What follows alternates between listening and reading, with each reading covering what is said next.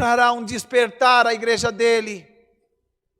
Não se deixe ser levado pelo sono da morte que o mundo está sendo tomado.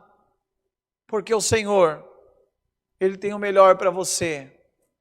E o melhor dele não está aqui só nessa terra. Ele cuida de nós. Mas o Senhor tem o melhor que está na eternidade para a sua igreja. E é para mim e para você.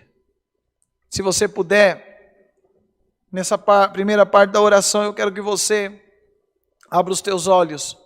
Porque eu vou apontar para essa câmera aqui, né, Bruno? Para essa câmera, a palavra de Deus. E você vai olhar para a palavra de Deus. Isso aqui não é um livro que eu escrevi, não. Isso aqui não é um almanaque da Turma da Mônica, não é a Veja, isto é, não. É a palavra de Deus.